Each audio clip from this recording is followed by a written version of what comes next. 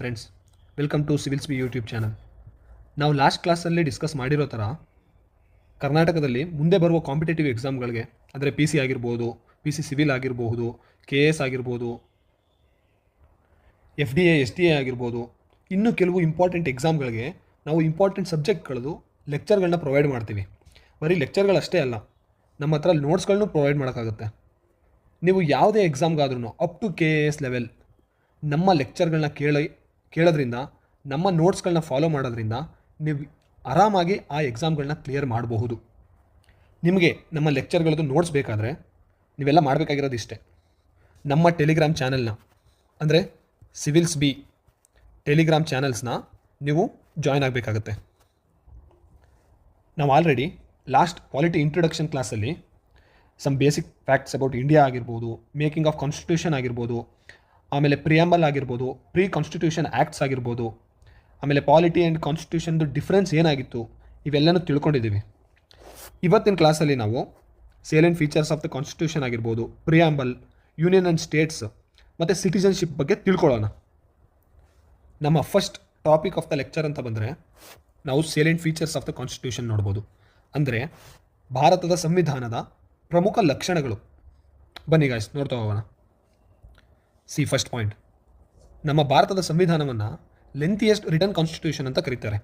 ಏನು ಕರೀತಾರೆ? ನೀವು ನೋಡ್ಬೋದು, ನಮ್ಮ ಸಂವಿಧಾನದಲ್ಲಿ 1,46,000 ವರ್ಡ್ಸ್ಗಳಿದ್ದಾವೆ. ಬಟ್ 448+ ಆರ್ಟಿಕಲ್ಸ್ ಇದ್ದಾವೆ. ಒರಿಜಿನಲಿ ಬಂದು 395 ಇತ್ತು, ಈಗ 448 ಇದ್ದಾವೆ. ಅಂದರೆ ನೀವು ಇಲ್ಲಿ ಅರ್ಥ ಮಾಡ್ಕೋಬೋದು ಎಷ್ಟು ನಾವು ಏನಕ್ಕೆ ಲೆಂತಿಯೆಸ್ಟ್ ಅಂತ ಹೇಳ್ತೀವಿ ಇದನ್ನು ಅಂತ. ನೋಡಿ, 22 ಪಾರ್ಟ್ಸ್ಗಳಿದ್ದಾವೆ, 8 ಸ್ಕೆಡ್ಯೂಲ್ಸ್ಗಳಿದ್ದಾವೆ. ಇವೆಲ್ಲ ನಾವು ಮುಂದೆ ನೋಡ್ತಾ ಹೋಗ್ತೀವಿ. ಹಾಗೆ ಸೆಕೆಂಡ್ ಪಾಯಿಂಟ್ ಅಂತ ಬಂದರೆ ನೋಡಿ, ಡ್ರಾನ್ ಫ್ರಮ್ ವೇರಿಯಸ್ ಸೋರ್ಸಸ್, ಅಂದರೆ ಬೇರೆ ಬೇರೆ ಸೋರ್ಸ್ಗಳಿಂದ ನಾವು ನಮ್ಮ ಕಾನ್ಸ್ಟಿಟ್ಯೂಷನ್ನ ರೆಡಿ ಮಾಡಿದ್ವಿ. ಅಂದರೆ ನೋಡಿ, as borrowed most of its provisions from various other countries as well as Government of India Act 1935. ನಾನು ನಿಮಗೆ ಲಾಸ್ಟ್ ಕ್ಲಾಸಲ್ಲಿ ಹೇಳಿರೋ ಥರ ಗೌರ್ಮೆಂಟ್ ಆಫ್ ಇಂಡಿಯಾ ಆ್ಯಕ್ಟ್ 1935ಇಂದ ಆಲ್ಮೋಸ್ಟ್ ನಾವು 72% ಅಷ್ಟು ಪ್ರಾವಿಷನ್ನ ನಾವು ಇದೊಂದೇ ಆ್ಯಕ್ಟಿಂದ ಬಾರೋ ಮಾಡಿದ್ದೀವಿ. ಹಾಗೆ ಇದೊಂದೇ ಅಂತಲ್ಲ, ನಾವು ನೋಡ್ಬೋದು ಮೂಲಭೂತ ಹಕ್ಕುಗಳನ್ನ ಬಂದು USA ಇಂದ ತೊಗೊಂಡಿದ್ದೀವಿ. ಆಮೇಲೆ ಪಾರ್ಲಿಮೆಂಟರಿ ಸಿಸ್ಟಮ್ನ ಬಂದು, ಸಂಸತ್ತಿನ ಸಿಸ್ಟಮ್ನ ಬಂದು ನಾವು UK ಇಂದ ತೊಗೊಂಡಿದ್ದೀವಿ. ಆಮೇಲೆ DPSP ರಾಜ್ಯ ನೀತಿ ನಿರ್ದೇಶಕ ತತ್ವಗಳನ್ನ ಐರ್ಲೆಂಡ್ ಕಾನ್ಸ್ಟಿಟ್ಯೂಷನಿಂದ ತೊಗೊಂಡಿದ್ದೀವಿ. ಇದಷ್ಟೇ ಅಲ್ಲ, ಇದೇ ತರಹ ನಾವು ತುಂಬ ಪ್ರಾವಿಷನ್ಗಳನ್ನ ತುಂಬ ದೇಶದ ಸಂವಿಧಾನಗಳಿಂದ ಬಾರೋ ಮಾಡಲಾಗಿದೆ. ಸರಿನಾ?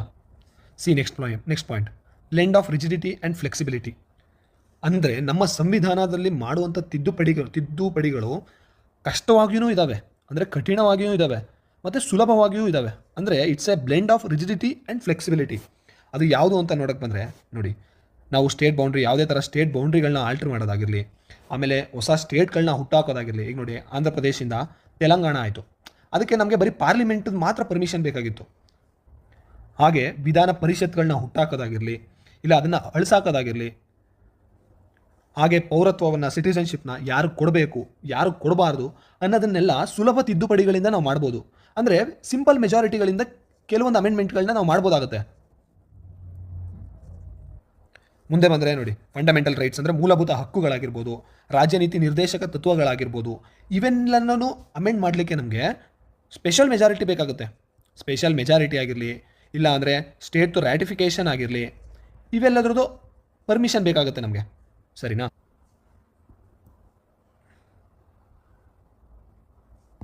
ನೋಡಿ, ಹಾಗೆ ನೆಕ್ಸ್ಟ್ ಪಾಯಿಂಟ್ ಅಂತ ಬಂದರೆ ನೋಡಿ, federal system with unitary bias ಅಂತ ಇದೆ. ನಮ್ಮ ದೇಶ ಬಂದು ಒಂದು ಒಕ್ಕೂಟ ವ್ಯವಸ್ಥೆಯನ್ನು ಫಾಲೋ ಮಾಡುತ್ತೆ, ಅಂದರೆ ಫೆಡರಲ್ ಸಿಸ್ಟಮ್ನ ಫಾಲೋ ಮಾಡುತ್ತೆ. ಅಂದರೆ ಏನು?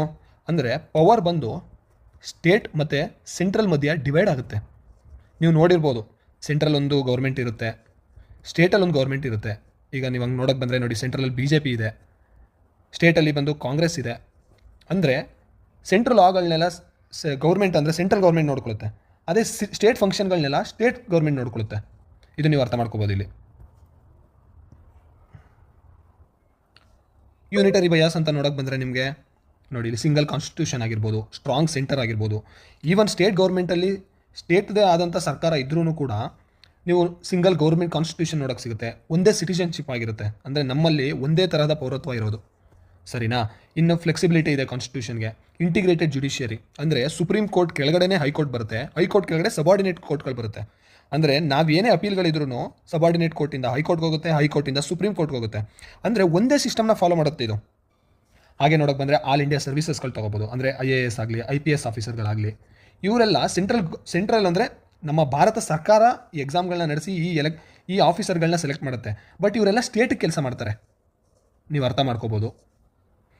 ಹಾಗೆ ಎಮರ್ಜೆನ್ಸಿ ಪ್ರಾವಿಷನ್ಗಳಾಗಿರಲಿ, ಅಂದರೆ ಸ್ಟೇಟ್ ಗೌರ್ಮೆಂಟ್ಗಳು ಸೆಂಟ್ರಲ್ ಗೌರ್ಮೆಂಟ್ಗೆ ಯಾವುದೇ ಥರದ ಸಹಕಾರ ಕೊಡದೇ ಇದ್ರಾಗಲಿ, ಇಲ್ಲ ಅಂದರೆ ಸ್ಟೇಟಲ್ಲಿ ಒಂದು ಸ್ಟೇಬಲ್ ಗೌರ್ಮೆಂಟ್ ಇಲ್ಲದೇ ಇದ್ದಾಗಲಿ ಎಮರ್ಜೆನ್ಸಿ ಪ್ರಾವಿಷನ್ಗಳಿದ್ದಾವೆ ಅದಕ್ಕೆ ಆದಂಥ. ಸರಿನಾ. ಇನ್ನು ನೆಕ್ಸ್ಟ್ ಪಾಯಿಂಟ್ ಅಂತ ಬಂದರೆ ನೋಡಿ, ಪಾರ್ಲಿಮೆಂಟ್ರಿ ಫಾರ್ಮ್ ಆಫ್ ಗೌರ್ಮೆಂಟ್ ಅಂತ ನೀವು ನೋಡ್ಬೋದು. ಇಲ್ಲಿ ಕಾರ್ಯಾಂಗ ಬಂದು ಶಾಸಕಾಂಗಕ್ಕೆ ರೆಸ್ಪಾನ್ಸಿಬಲ್ ಆಗಿರುತ್ತೆ. ನೀವು ನೋಡ್ಬೋದು, ಈಗ ಡೊನಾಲ್ಡ್ ಟ್ರಂಪ್ನೇ ತಗೊಳ್ಳಿ ನೀವು. ಅಂದರೆ ನೀವು USA presidential form of government ಇದೆ, ಅಂದರೆ ಅಧ್ಯಕ್ಷೀಯ ವ್ಯವಸ್ಥೆ. ಅದೇ ನೀವು ನಮ್ಮ ಭಾರತದಲ್ಲಿ ನೋಡೋಕೆ ಬಂದರೆ ಸಂಸತ್ತಿನ ವ್ಯವಸ್ಥೆ ಸಿಗುತ್ತೆ, ಅಂದರೆ ಪಾರ್ಲಿಮೆಂಟ್ರಿ ಫಾರ್ಮ್ ಆಫ್ ಗೌರ್ಮೆಂಟ್ ನೋಡ್ಬೋದು ನೀವು. ಅಂದರೆ ರೆಸ್ಪಾನ್ಸಿಬಲ್ ಗೌರ್ಮೆಂಟ್ ಆಗಿರುತ್ತೆ. ಜನಗಳು ಚೂಸ್ ಮಾಡ್ತಾರೆ ಪಾರ್ಲಿಮೆಂಟ್ಗೆ ಯಾರು ಹೋಗಬೇಕು ಯಾರು ಹೋಗಬಾರ್ದು ಅನ್ನೋದನ್ನು ಜನಗಳು ಚೂಸ್ ಮಾಡ್ತಾರೆ. ಹೌದು, ಇವೆರಡೂ ಥರದ ಗೌರ್ಮೆಂಟಲ್ಲೂ ಜನಗಳು ಡೈರೆಕ್ಟಾಗಿ ಇಲ್ಲಾಂದರೆ ಇಂಡೈರೆಕ್ಟ್ ಆಗೂ ಎಲೆಕ್ಟ್ ಮಾಡಿದ್ರು ಲೀಡರ್ಗಳನ್ನ. ನಾವು ಪಾರ್ಲಿಮೆಂಟ್ರಿ ಫಾರ್ಮ್ ಆಫ್ ಗೌರ್ಮೆಂಟ್ನ ಫಾಲೋ ಮಾಡ್ತೀವಿ. ಏನಕ್ಕೆ? ನಮ್ಮಲ್ಲಿರೋ ಭಾಷಾ ಮತ್ತು ಸಾಮಾಜಿಕ ವಿವಿಧತೆಗಳಿಂದಿರ್ಬೋದು, ಇಲ್ಲ ನಮ್ಮ ಲೀಡರ್ಸ್ಗಳಿಗೆ ಒಂದು ಅಕೌಂಟಬಿಲಿಟಿ ಬರೋಕ್ಕಿರ್ಬೋದು. ಇಂಡಿಯನ್ ಪಾರ್ಲಿಮೆಂಟು UK ಪಾರ್ಲಿಮೆಂಟ್ರಿ ಸಿಸ್ಟಮ್ನ ಫಾಲೋ ಮಾಡಿದ್ರೂ ಕೂಡ UK ಥರ ಪಾರ್ಲಿಮೆಂಟ್ ಬಂದು ಇಂಡಿಯಾದಲ್ಲಿ ಸಾವರಿನ್ ಬಾಡಿ ಅಲ್ಲ. ಅಂದರೆ ಸಾರ್ವಭೌಮತ್ವನ ನಾವು ಪಾರ್ಲಿಮೆಂಟಿಗೆ ಕೊಟ್ಟಿಲ್ಲ. ನಮ್ಮ ದೇಶದ ಸಾವರಿನ್ ಪವರ್ ಯಾವುದು? ಕಾನ್ಸ್ಟಿಟ್ಯೂಷನ್, ಸಂವಿಧಾನ ನಮ್ಮ ದೇಶದ ಸಾರ್ವಭೌಮ. ಹಾಗೆ ನಮ್ಮ ದೇಶದ ಎಲೆಕ್ಟೆಡ್ ಹೆಡ್ನ ಅಂದರೆ ರಾಷ್ಟ್ರಪತಿನ ಆಯ್ಕೆ ಮಾಡಲಾಗುತ್ತೆ. ಬ್ರಿಟಿಷ್ ಅವ್ರ ಥರ ಒಂದು ಮೊನಾರ್ಕಿ ಇರಲ್ಲ, ಅಂದರೆ ಅಲ್ಲಿ ರಾಜ ರಾಣಿ ಆಗಲಿ ಅವ್ರ ಮಕ್ಕಳುಗಳೇ ಒಂದು ಹೆರಿಡಟ್ರಿ ಸಿಸ್ಟಮ್ನ ಫಾಲೋ ಮಾಡೋದಾಗಲಿ ನಮ್ಮ ದೇಶದಲ್ಲಿ ಇಲ್ಲ. ಹಾಗೆ ನೆಕ್ಸ್ಟ್ ಪಾಯಿಂಟ್ ಅಂತ ನೋಡೋಕೆ ಬಂದರೆ synthesis of parliamentary sovereignty and judicial ಸುಪ್ರಿಮಸಿ. ಅಂದರೆ ನಮ್ಮ ಹತ್ರ ಪಾರ್ಲಿಮೆಂಟ್ರಿ ಸಿಸ್ಟಮೂ ಕೂಡ ಇದೆ, ಹಾಗೆ ಜುಡಿಷಿಯಲ್ ಸುಪ್ರಿಮಸಿ ಕೂಡ ಇದೆ. ಹಾಗಂದ್ರೇನು? ನಮ್ಮ ಪಾರ್ಲಿಮೆಂಟು ಯಾವುದೇ ಲಾ ಬೇಕಾದರೂ ಮಾಡ್ಬೋದು. They can make any law or unmake any law ಇರ್ಬೋದು. ಬಟ್ ಅವರು ನಮ್ಮ ದೇಶದ ಸಂವಿಧಾನದ ಮೂಲ ರಚನೆನ ಅಳಿಸಾಕೋ ಆಗಿಲ್ಲ. ಅಲ್ಲಿ ಬರೋದೇ ನಮ್ಮ ಜುಡಿಷಿಯಲ್ ಸುಪ್ರಿಮಸಿ. ಅಂದರೆ ಜುಡಿಷಿಯಲ್ ರಿವ್ಯೂ ಮಾಡೋದು ಯಾರು? ನಮ್ಮ ದೇಶದ ಸಂವಿಧಾನದ ಮೂಲ ರಚನೆಯನ್ನು ಬದಲಿಸೋದಿರೋ ಥರ ನೋಡ್ಕೊಳ್ಳೋದೇ ನಮ್ಮ ದೇಶದ ಜುಡಿಷಿಯಲ್ ಸಿಸ್ಟಮ್, ಅಂದರೆ ನ್ಯಾಯಾಂಗ ವ್ಯವಸ್ಥೆ. ಅದು ಹೇಗೆ ಮಾಡುತ್ತೆ? ನೀವು ನೋಡಿರ್ಬೋದು, ಆರ್ಟಿಕಲ್ 13 ಆಗಲಿ, ಆರ್ಟಿಕಲ್ 226 ಆಗಲಿ ಹೈಕೋರ್ಟು ಪವರ್ ಕೊಡುತ್ತೆ, ಆರ್ಟಿಕಲ್ 32 ಆಗಲಿ ರಿಟ್ಸ್ಗೆ ಸುಪ್ರೀಂ ಕೋರ್ಟಿಗೆ ಪವರ್ ಕೊಡುತ್ತೆ. ಇವೆಲ್ಲ ಏನು ಮಾಡುತ್ತೆ? ಇವೆಲ್ಲ ಜುಡಿಷಿಯಲ್ ರಿವ್ಯೂನ ತೊಗೊಬರುತ್ತೆ. ಅಂದರೆ ನ್ಯಾಯಾಂಗ ವಿಮರ್ಶೆ ಇರುತ್ತೆ, ನ್ಯಾಯಾಂಗ ಕೂತ್ಕೊಂಡು ವಿಮರ್ಶೆ ಮಾಡುತ್ತೆ. ಇದು ಸಂವಿಧಾನದ ಮೂಲ ರಚನೆಯನ್ನು ಬದಲಿಸ್ತಾ ಇದೆಯೋ ಇಲ್ವೋ ಇದನ್ನು ನೋಡೋದು ಕೆಲಸ ಯಾವುದು? ನಮ್ಮ ದೇಶದ ಕೋರ್ಟ್ಗಳು, ಹೈಕೋರ್ಟ್ ಆಗಿರ್ಬೋದು ಇಲ್ಲ ಸುಪ್ರೀಂ ಕೋರ್ಟ್ ಆಗಿರ್ಬೋದು, ಆ ಕೆಲಸವನ್ನು ಇವೆರಡು ಕೋರ್ಟ್ಗಳು ಮಾಡುತ್ತೆ. ಇದಕ್ಕೆ ಪವರ್ ಎಲ್ಲಿ ಬರುತ್ತೆ? ಇದಕ್ಕೆ ಪವರ್ ಬರೋದೇ ಸಂವಿಧಾನದಿಂದ. ನೀವು ನೋಡ್ಬೋದು, ಸಿಂಗಲ್ ಸಿಟಿಜನ್ಶಿಪ್ ಇದೆ ನಮ್ಮ ದೇಶದಲ್ಲಿ. ಡ್ಯುಯಲ್ ಪೊಲಿಟಿಕಲ್ ಸಿಸ್ಟಮ್ ಇರ್ಬೋದು, ಅಂದರೆ ರಾಜ್ಯ ಸರ್ಕಾರ ಇರ್ಬೋದು ಇಲ್ಲ ಕೇಂದ್ರ ಸರ್ಕಾರ ಇರ್ಬೋದು.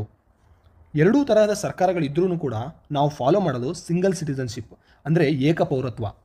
ಈಗ ನೀವು ಅರ್ಥ ಮಾಡ್ಕೊಳ್ಳಿ, ನಾವು ಕರ್ನಾಟಕದ ಪ್ರಜೆ ಆ ಥರ ಹೇಳಲ್ಲ, ಇಲ್ಲ ತಮಿಳ್ನಾಡಿನ ಪ್ರಜೆ ಆ ಥರ ಹೇಳಲ್ಲ, ನಾವು ಬಂದು ಭಾರತದ ಪ್ರಜೆ ಅಂತ ಹೇಳ್ತೀವಿ. ಅಂದರೆ ನಾವು ಯಾವುದೇ ರಾಜ್ಯದ ಪ್ರಜೆಗಳಾಗಿರ್ಬೋದು, ಅಲ್ಟಿಮೇಟ್ ಆಗಿ ನಾವು ಬಂದು ಇಂಡಿಯನ್ ಸಿಟಿಸನ್ಸ್ ಆಗಿರ್ತೀವಿ, ಭಾರತದ ಪ್ರಜೆಗಳಾಗಿರ್ತೀವಿ. ಹಾಗೆ ನೆಕ್ಸ್ಟ್ ನೋಡ್ತೀವಿ ಅಂತ ಬಂದರೆ ನಾನು ಆಲ್ರೆಡಿ ಹೇಳಿದಾಗೆ ನಿಮಗೆ ನಮ್ಮ ಕಾನ್ಸ್ಟಿಟ್ಯೂಷನ್ನಿಂದ ತುಂಬ ಸೋರ್ಸಸ್ಗಳಿಂದ ವಿಚಾರಗಳನ್ನ ಬಾರೋ ಮಾಡೋಕ್ಕೆ ಬಂದಿದೆ. ಅವೆಲ್ಲ ಎಲ್ಲೆಲ್ಲಿಂದ ಬಂದಿದ್ದಾವೆ ತಿಳ್ಕೊಳ್ಳೋಣ ಬನ್ನಿ. Government of India Act 1935 federal scheme ಇರ್ಬೋದು, ಅಂದರೆ ಗವರ್ನರ್ ಇರ್ಬೋದು, ಜುಡಿಷಿಯರಿ, ಪಬ್ಲಿಕ್ ಸರ್ವಿಸ್ ಕಮಿಷನ್ಗಳು, ಎಮರ್ಜೆನ್ಸಿ ಪ್ರಾವಿಷನ್ಗಳು ಇರ್ಬೋದು, ಅಡ್ಮಿನಿಸ್ಟ್ರೇಟಿವ್ ಡೀಟೇಲ್ಸ್ ಇರ್ಬೋದು. ಇವೆಲ್ಲ ನಮಗೆ 1935 ಸಿಕ್ಕಿದ್ದಾವೆ. ಸರಿನಾ. ಇನ್ನು ಹಾಗೆ ನೋಡೋಕೆ ಬಂದರೆ ಬ್ರಿಟಿಷ್ ಕಾನ್ಸ್ಟಿಟ್ಯೂಷನಿಂದ ನಮಗೆ ಪಾರ್ಲಿಮೆಂಟ್, ಅಂದರೆ ನಮ್ಮ ಪಾರ್ಲಿಮೆಂಟ್ ಸಿಸ್ಟಮ್ನ ನಾವು ಬ್ರಿಟಿಷರಿಂದ ತೊಗೊಂಡಿದ್ದೀವಿ. ಸರಿನಾ. ರೂಲ್ ಆಫ್ ಲಾ ಆಗಿರ್ಬೋದು, ಲೆಜಿಸ್ಲೇಟಿವ್ ಪ್ರೊಸೀಜರ್ಗಳಾಗಿರ್ಬೋದು, ಅಂದರೆ ಹೇಗೆ ನಮ್ಮ ಶಾಸಕಾಂಗ ಪ್ರೊಸೀಜರ್ಗಳನ್ನ ಫಾಲೋ ಮಾಡುತ್ತೆ ಅದಾಗಿರ್ಬೋದು. ಇನ್ನು ಸಿಂಗಲ್ ಸಿಟಿಸನ್ಶಿಪ್ ಆಗಿರ್ಬೋದು, ಕ್ಯಾಬಿನೆಟ್ ಸಿಸ್ಟಮ್ಗಳಾಗಿರ್ಬೋದು, ನೀವು ನೋಡ್ಬೋದು ಮಂತ್ರಿಮಂಡಲ ಅಂತ ಕ್ಯಾಬಿನೆಟ್ ಸಿಸ್ಟಮ್ಗಳಾಗಿರ್ಬೋದು, ಇನ್ನು ಪಾರ್ಲಿಮೆಂಟ್ರಿ ಪ್ರಿವಿಲೇಜ್ಗಳಾಗಿರ್ಬೋದು, ಇನ್ನು ಬೈಕ್ಯಾಮರಲಿಸಮ್ ಆಗಿರ್ಬೋದು, ಅಂದರೆ ವಿಧಾನಸಭಾ, ವಿಧಾನ ಪರಿಷತ್ ಆಗಿರಲಿ, ಲೋಕಸಭಾ, ಆಮೇಲೆ ರಾಜ್ಯಸಭಾ ಆಗಿರಲಿ, ಇವೆಲ್ಲನೂ ನಾವು ಬ್ರಿಟಿಷ್ ಅವರಿಂದ ತೊಗೊಂಡಿದ್ದೀವಿ. ಇನ್ನು ನಾವು US ಅವರಿಂದ ಏನು ತೊಗೊಂಡಿದ್ವಿ ಅಂತ ನೋಡೋಕೆ ಬಂದರೆ ಫಂಡಮೆಂಟಲ್ ರೈಟ್ಸ್, ಮೂಲಭೂತ ಹಕ್ಕುಗಳಾಗಿರ್ಬೋದು, ಆಮೇಲೆ independence of judiciary. Even though we follow ಏನಂತಾರಲ್ಲ US ಜುಡಿಷಿಯಲ್ ಸಿಸ್ಟಮ್ ಆಗಿರಬಹುದು, ಆಯಿತಾ. ಬಟ್ USA ಸ್ಟೇಟ್ ಲಾಗಳನ್ನ ನೋಡಲಿಕ್ಕೆ ಸ್ಟೇಟ್ ಕೋರ್ಟ್ಗಳಿದ್ದಾವೆ, ಸೆಂಟ್ರಲ್ ಲಾಗಳನ್ನ ನೋಡೋಕ್ಕೆ ಸೆಂಟ್ರಲ್ ಕೋರ್ಟ್ಗಳಿದ್ದಾವೆ, ಸರಿನಾ.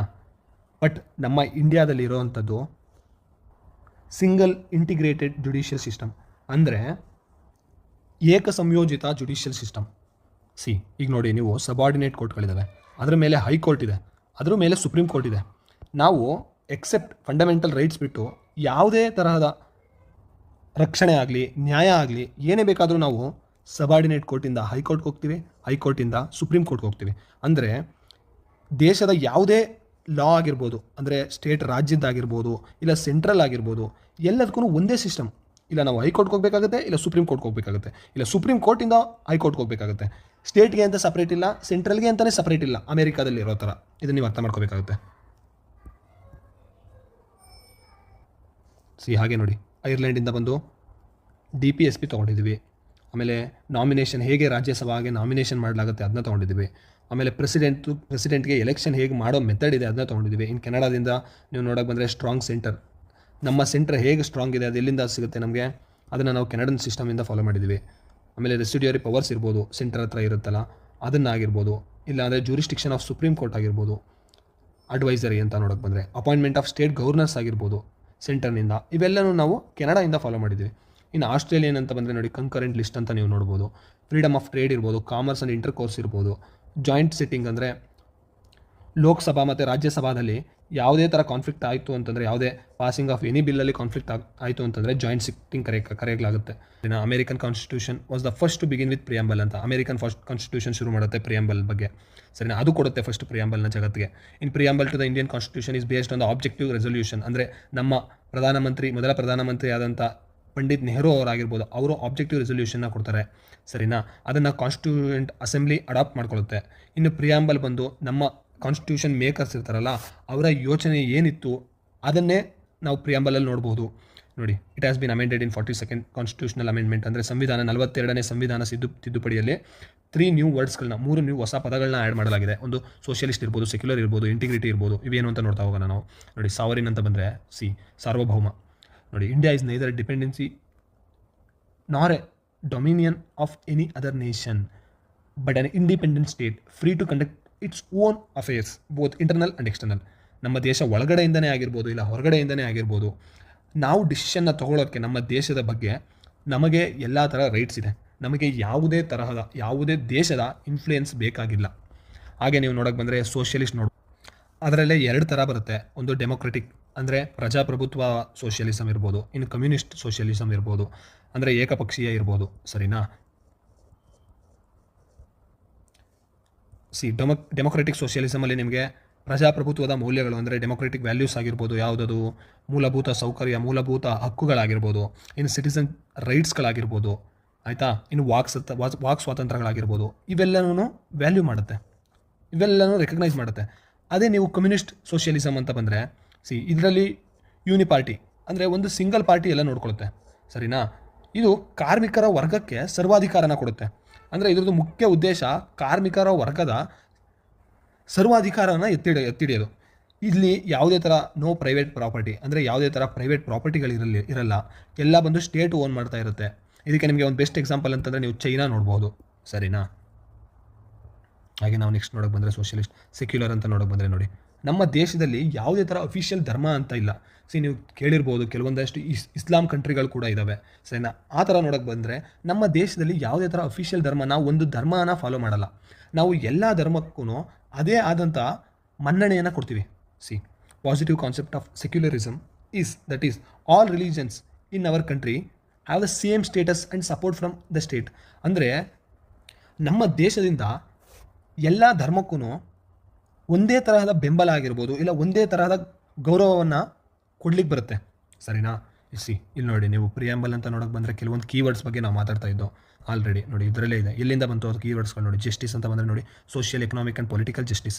ಅಂದರೆ ನೀವು ಸೋಷಿಯಲ್ ಅಂತಂದರೆ ನಾವು ಆಲ್ರೆಡಿ ಸಾಮಾಜಿಕ ನ್ಯಾಯ ಇರ್ಬೋದು, ಒದಗಿಸೋದಿರ್ಬೋದು, ಆರ್ಥಿಕ ನ್ಯಾಯ ಒದಗಿಸೋದಿರ್ಬೋದು. ಈಗ ಆರ್ಟಿಕಲ್ 39 ನೋಡೋಕೆ ಬಂದರೆ ಸರ್ಕಾರ ಪ್ರಾವಿಷನ್ ಕ್ರಿಯೇಟ್ ಮಾಡಬೇಕು ಎಲ್ಲರ ಹತ್ರನೂ ಒಂದೇ ಥರದ ಆಸ್ತಿ ಹಂಚಿಕೆ ಸಲುವಾಗಿ. ಅದನ್ನು ನೋಡೋಕೆ ಬಂದರೆ ಇನ್ನು ಪೊಲಿಟಿಕಲ್ ರೈಟ್ಸ್ ಅಂತ ಬಂದರೆ ನೋಡಿ, ಫಂಡಮೆಂಟಲ್ ರೈಟ್ಸ್ ಆಗಿರ್ಬೋದು. ಅವು ಅಂದರೆ ಎಲ್ಲ ನಾಗರಿಕರಿಗೂ ಸಮಾನ ಹಕ್ಕುಗಳನ್ನ ಒದಗಿಸೋ ಕಡೆ ಆಗಿರ್ಬೋದು. ಹಾಗೆ ಲಿಬರ್ಟಿ ನೋಡೋಕೆ ಬರ್ಬೋದು, ಈಕ್ವಾಲಿಟಿ ನೋಡೋಕೆ ಬರ್ಬೋದು, ಫ್ರೆಟರ್ನಿಟಿ ನೋಡೋಕೆ ಬರ್ಬೋದು. ಅಂದರೆ ಸೋದರತ್ವ.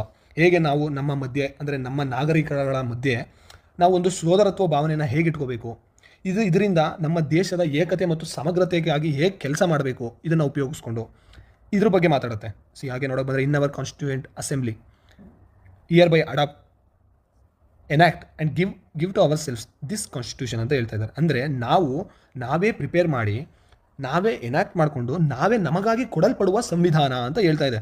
ಅಂದರೆ ವಿ ದ ಪೀಪಲ್. ನಮ್ಮ ದೇಶ ನಿಂತಿರೋದು ಯಾರ ಮೇಲೆ ಅಂದರೆ, ನಮ್ಮ ದೇಶಕ್ಕೆ ಪವರ್ನ ಎಲ್ಲಿ ಕೊಡ್ತಾರೆ? ನಮ್ಮ ದೇಶದ ಭವಿಷ್ಯವನ್ನು ಡಿಸೈಡ್ ಮಾಡೋದು ನಾವೇ. ಹಾಗಾಗಿ we the people of India ಅಂತ ನೀವು ನೋಡ್ಬೋದು.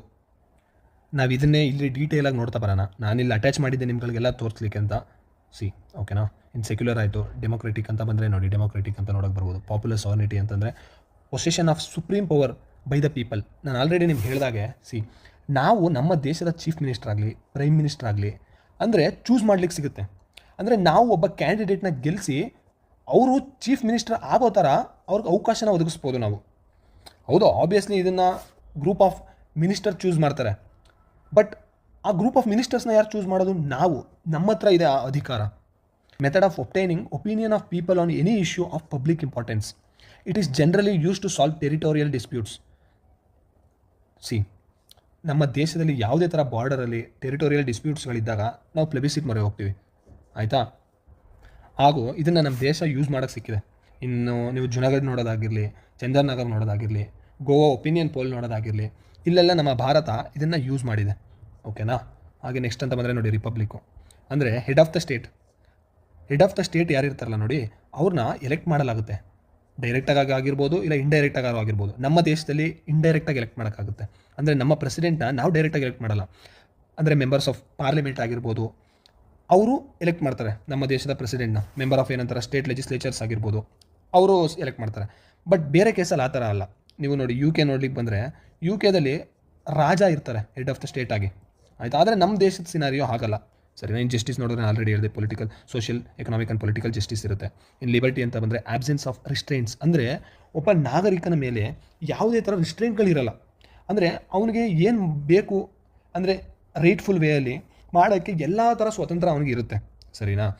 ಹಾಗೆ ಅವನಿಗೆ ಒಂದು ನಂಬಿಕೆ ಆಗಲಿ, ಒಂದು ವರ್ಷಿಪ್ಗಳಾಗಲಿ, ಇಲ್ಲ ಥಾಟ್ ಎಕ್ಸ್ಪ್ರೆಷನ್ಗಳಾಗಲಿ, ಫ್ರೀ ಆಫ್ ಥಾಟ್ ಅಂತಂದರೆ ಅವನಿಗೆ ಇವೆಲ್ಲದ್ರದ್ದು ಲಿಬರ್ಟಿ ಇರುತ್ತೆ, ಸ್ವಾತಂತ್ರ್ಯ ಇರುತ್ತೆ. ಸರಿನಾ. ನೆಕ್ಸ್ಟ್ ಈಕ್ವಾಲಿಟಿ ಅಂತ ಬಂದರೆ ನೋಡಿ, ಆಬ್ಸೆನ್ಸ್ ಆಫ್ ಸ್ಪೆಷಲ್ ಪ್ರಿವಿಲೇಜ್. ಯಾವುದೇ ವ್ಯಕ್ತಿಗೂ ಒಂದು ಸ್ಪೆಷಲ್ ಪ್ರಿವಿಲೇಜ್ ಅಂತ ಇರಲ್ಲ. ಅದು ಒಂದು ಸೊಸೈಟಿಗೆ ಆಗಿರ್ಬೋದು, ಇಲ್ಲ ಅಂತಂದರೆ ಒಬ್ಬ ಇಂಡಿವಿಜುವಲ್ಗೆ ಆಗಿರ್ಬೋದು. ಅಂದರೆ ಯಾವುದೇ ಥರ ವಿಶೇಷ ಹಕ್ಕುಗಳನ್ನ ಯಾರಿಗೂ ಕೊಡಲಿಕ್ಕಿಲ್ಲ. ಸರಿನಾ. ಇನ್ನು ಫ್ರೆಟರ್ನಿಟಿನ ಆಲ್ರೆಡಿ ಹೇಳಿದಾಗೆ ಸೋದರತ್ವ ಭಾವನೆ ಬೆಳೆಸ್ಕೋಬೇಕಾಗುತ್ತೆ, ಆಯಿತಾ. ಆಮೇಲೆ ನಮ್ಮ ದೇಶದ ಇಲ್ಲ ಯಾವುದೇ ಒಬ್ಬ ಇಂಡಿವಿಜುವಲ್ನ ಡಿಗ್ನಿಟಿ, ಘನತೆಯನ್ನು ಎತ್ತಿಡಿಯೋದಾಗಲಿ, ಇಲ್ಲಾಂದರೆ ನಮ್ಮ ದೇಶದ ಏಕತೆ ಮತ್ತು ಸಮಗ್ರತೆಗಾಗಿ ಒಂದೊಳ್ಳೆ ಭಾವನೆಯನ್ನು ಮೂಡಿಸೋದಾಗಿರಲಿ, ಅವೆಲ್ಲ ನಮ್ಮ ಕರ್ತವ್ಯವಾಗಿರುತ್ತೆ. ಸರಿನಾ. ಇನ್ನು preamble as a part of the constitution ಅಂತ ನೋಡೋಕೆ ಬಂದರೆ ನೋಡಿ, ಬೇರುಬರಿ ಯೂನಿಯನ್ ಕೇಸ್ ಅಂತ ಇತ್ತು. ಅದರಲ್ಲಿ ಸುಪ್ರೀಂ ಕೋರ್ಟ್ ಹೇಳುತ್ತೆ preamble is not A part. ಅಂದರೆ ಪ್ರಿಯಾಂಬಲ್ ಒಂದು ಭಾಗ ಅಲ್ಲ, ಸಂವಿಧಾನದ ಒಂದು ಭಾಗ ಅಲ್ಲ ಅಂತ ಹೇಳುತ್ತೆ. ಮತ್ತು ಇದನ್ನೇ ರಿವರ್ಸ್ ಮಾಡುತ್ತೆ ಕೇಶವಾನಂದ ಭಾರತಿ ಕೇಸಲ್ಲಿ. ಪೀಠಿಕೆನ ಬಂದು ಸಂವಿಧಾನದ ಭಾಗ ಅಂತ ಹೇಳಿ ಕನ್ಸಿಡರ್ ಮಾಡುತ್ತೆ. ಇನ್ನು LIC ಆಫ್ ಇಂಡಿಯಾ ಕೇಸಲ್ಲಿ ನೋಡೋಕೆ ಬಂದರೆ preamble is an integral part of constitution ಅಂತ ಹೇಳುತ್ತೆ. ಸರಿನಾ. ಈಗ ಪ್ರೆಸೆಂಟ್ ಸ್ಟೇಟಸ್ ಆಫ್ ಪ್ರಿಯಾಂಬಲ್ ಅಂತ ನೋಡೋಕೆ ಬಂದರೆ ಇಟ್ ಈಸ್ ನಾನ್ ಜಸ್ಟಿಸಬಲ್. ಅಂದರೆ ಕಾನೂನಿನ ಮೂಲಕ ಜಾರಿಗೊಳಿಸೋಕ್ಕಾಗಲ್ಲ. Preamble is neither source of power. ಇದು ಒಂದು ಪವರ್ ಅಲ್ಲ. ಸರಿನಾ. ಒಂದು ಲೆಜಿಸ್ಲೇಚರ್ ಕೂಡ ಅಲ್ಲ, ಪ್ರಾಹಿಬಿಷನ್ ಕೂಡ ಅಲ್ಲ.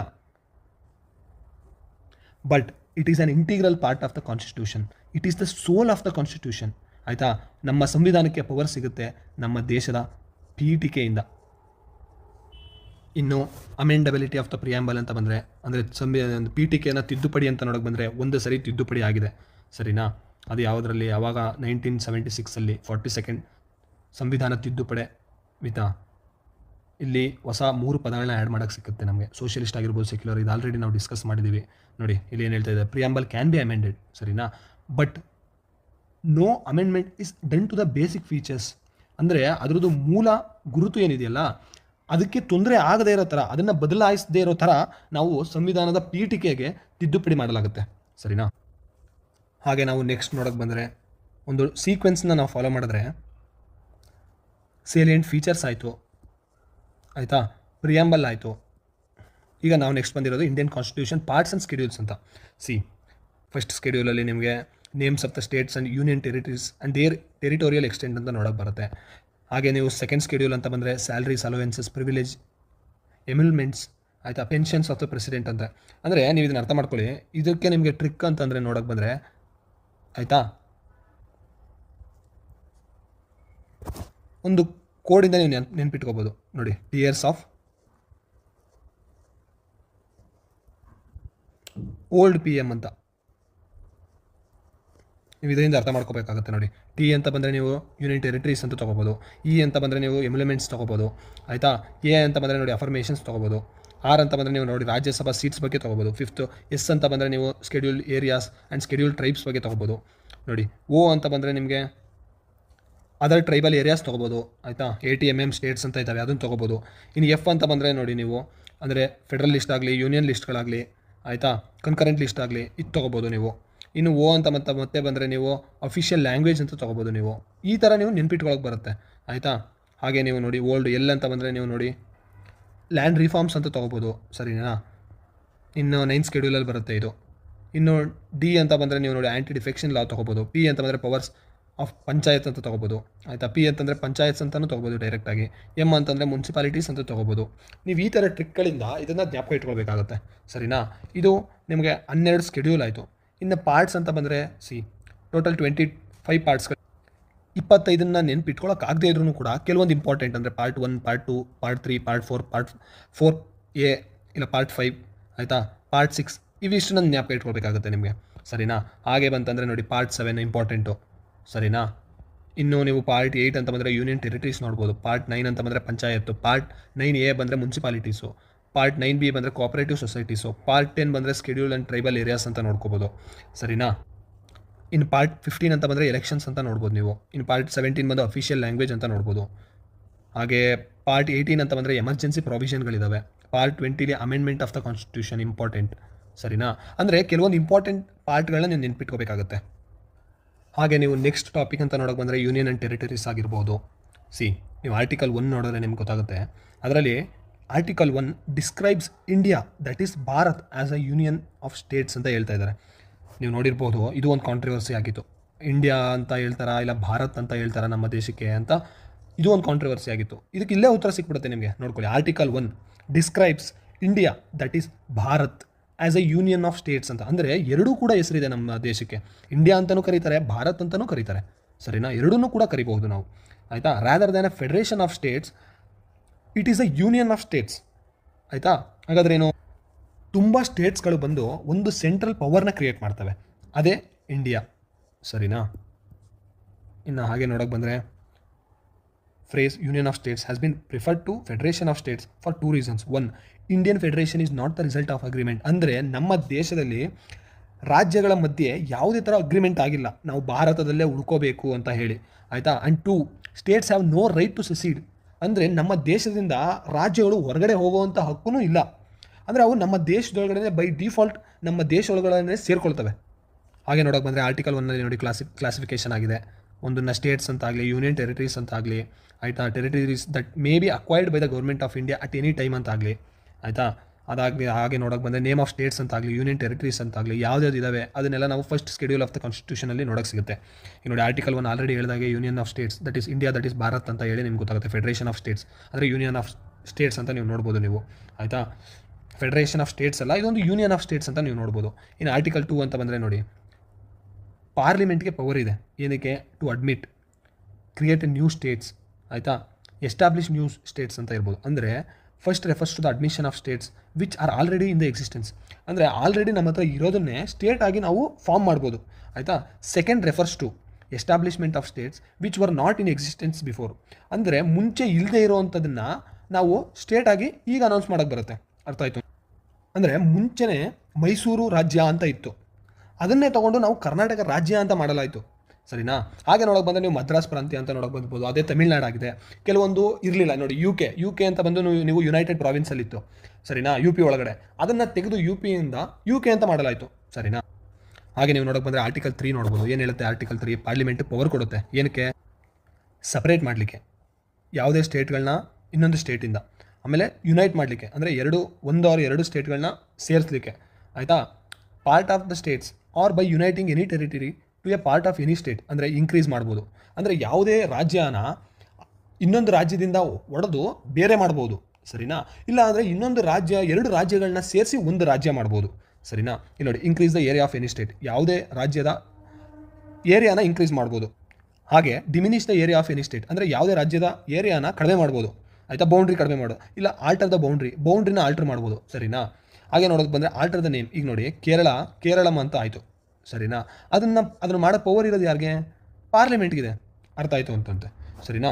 ಇನ್ನು ನೋಡೋಕೆ ಬಂದರೆ ನೋಡಿ, above changes can be introduced in the parliament only with the prior recommendation of the president. ಅಂದರೆ ಈ ಬಿಲ್ಗಳನ್ನ ಪಾರ್ಲಿಮೆಂಟ್ಗೆ ತೊಗೊಬರೋಕ್ಕೆ ಪ್ರೆಸಿಡೆಂಟು ರೆಕಮೆಂಡೇಷನ್ ಬೇಕು. ಸರಿನಾ? ಹಾಗೆ president has to refer the same to the state legislature. ಅಂದರೆ ಸ್ಟೇಟ್ಗೆ ಪ್ರೆಸಿಡೆಂಟು ರೆಫರ್ ಮಾಡ್ತಾರೆ, ಸ್ಟೇಟ್ಗೆ ಅದರದ್ದು ವ್ಯೂಸ್ ತಿಳ್ಕೊಳ್ಳೋಕ್ಕೆ. ಅದಕ್ಕೊಂದು ಟೈಮ್ ಲಿಮಿಟ್ ಕೂಡ ಕೊಡ್ತಾರೆ. ಆಯಿತಾ? ಬಟ್ ಸ್ಟೇಟ್ದ ಯಾವುದೇ ಥರ ಅಭಿಪ್ರಾಯಕ್ಕೆ ಇಲ್ಲಿ ಮನ್ನಣೆ ಇರೋದಿಲ್ಲ. Parliament or president is not bound by the views of the state. ಅಂದರೆ ಸ್ಟೇಟ್ ಏನು ಹೇಳುತ್ತೆ ಅನ್ನೋದನ್ನು ಪ್ರೆಸಿಡೆಂಟ್ಗಾಗಲಿ ಪಾರ್ಲಿಮೆಂಟ್ಗಾಗಲಿ ಕೇಳೋವಂಥ ಯಾವುದೇ ತರಹದ ಪ್ರಮೇಯ ಇಲ್ಲ. ಸರಿನಾ?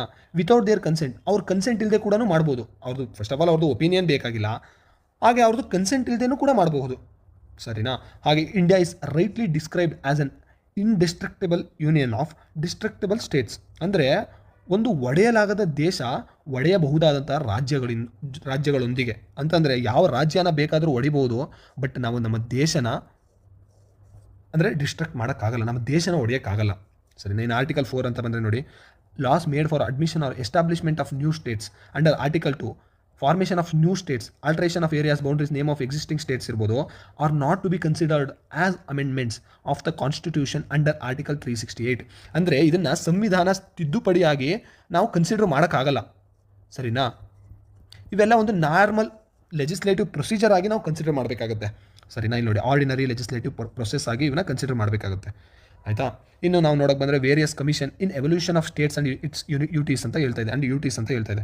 ಅಂದರೆ ಸ್ಟೇಟ್ ಆಗಲಿ, ಒಂದು ಯೂನಿಯನ್ ಟೆರಿಟರಿಗಳಾಗಲಿ, ಇವೆಲ್ಲ ಯಾವ ಬೇಸಿಸ್ ಮೇಲೆ ಫಾರ್ಮ್ ಆದವು? ಕೆಲವೊಂದಷ್ಟು ಕಮಿಟಿಗಳನ್ನ ಮಾಡಲಾಯಿತು. ಅದ್ರ ಬಗ್ಗೆ ತಿಳ್ಕೊಳ್ಳೋಣ ಬನ್ನಿ. ಇನ್ನು ಧಾರ್ ಕಮಿಷನ್ ಅಂತ ನೋಡೋಕೆ ಬಂದರೆ ನೋಡಿ, ಲಿಂಗ್ವಿಸ್ಟಿಕ್ ಬೇಸಿಸ್ ಇದು ರೆಕಮೆಂಡ್ ಮಾಡುತ್ತೆ. Reorganisation of States on linguistic basis ಅಂತ ಹೇಳುತ್ತೆ. ಸರಿನಾ? ಧಾರ್ ಕಮಿಷನ್ನ ಫಾರ್ಮ್ ಮಾಡಲಾಗುತ್ತೆ.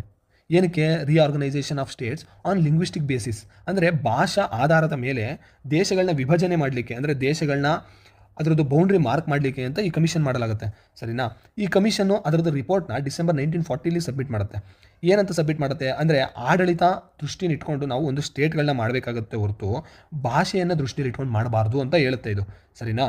ಇನ್ನು JVP ಅಂದರೆ ಜವಾಹರ್ಲಾಲ್ ನೆಹರು ಆಗಿರ್ಬೋದು, ವಲ್ಲಭಭಾಯ್ ಪಟೇಲ್ ಆಗಿರ್ಬೋದು, ಅಂಡ್ ಪಟ್ಟಾಭಿ ಸೀತಾರಾಮಯ್ಯ ಅವರು 3 ಜನದ್ದು ಒಂದು ಕಮಿಟಿ ಫಾರ್ಮ್ ಮಾಡ್ತಾರೆ. ಸರಿನಾ? ಅದನ್ನೇ JVP ಕಮಿಟಿ ಅಂತ ಕರೆಯಲಾಗುತ್ತೆ.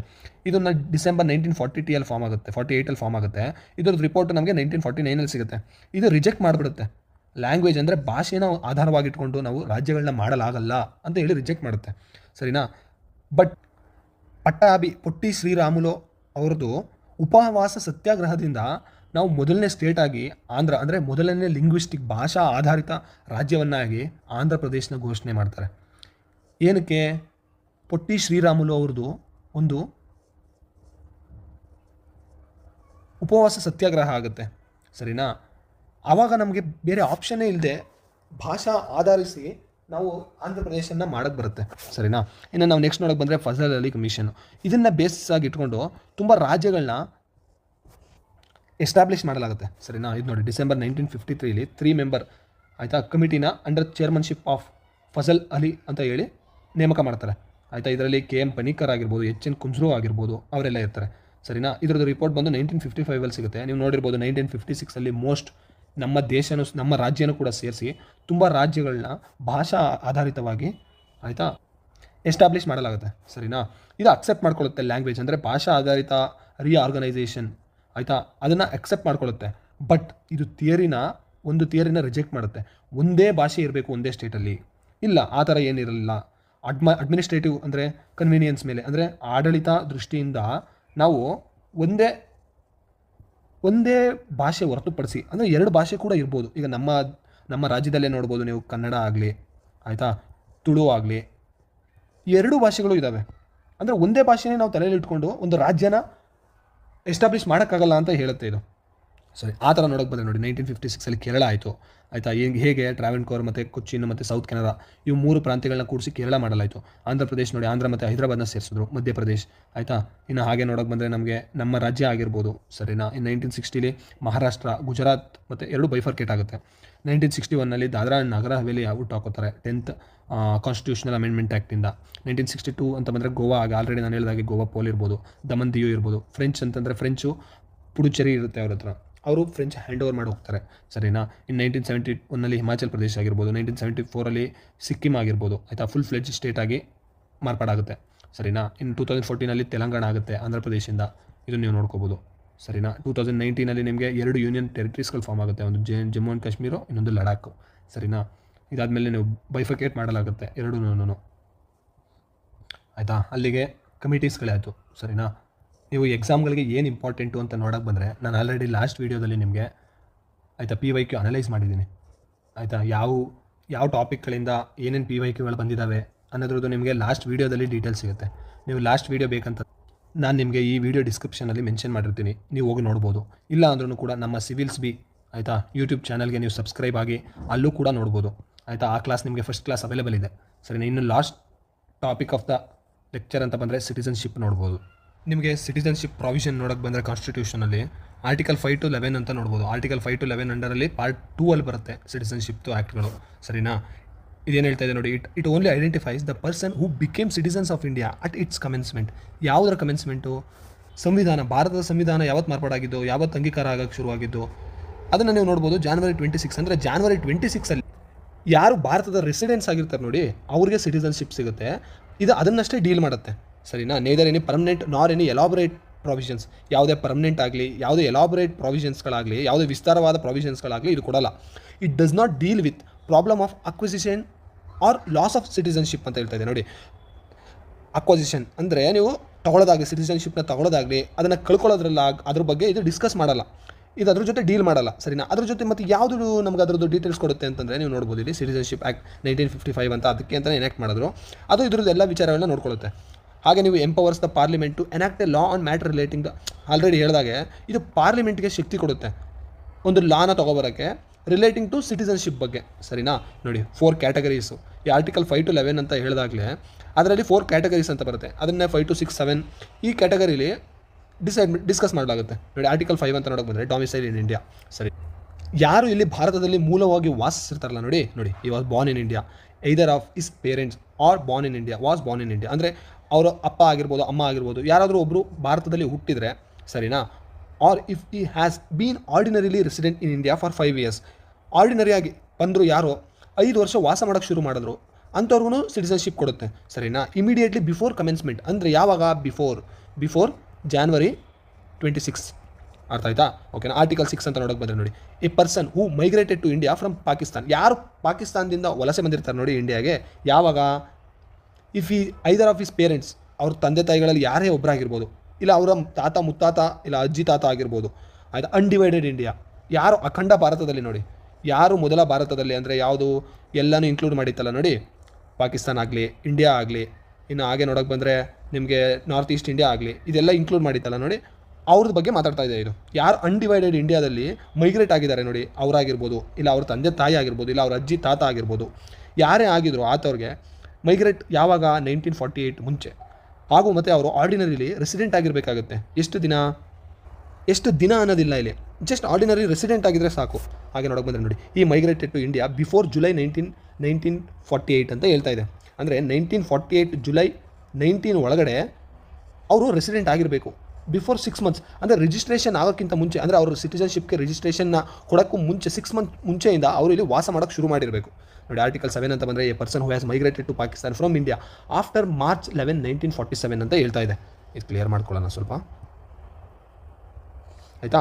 ಆಫ್ಟರ್ 1947 ಅಂತ ಹೇಳ್ತಾ ಇದೆ.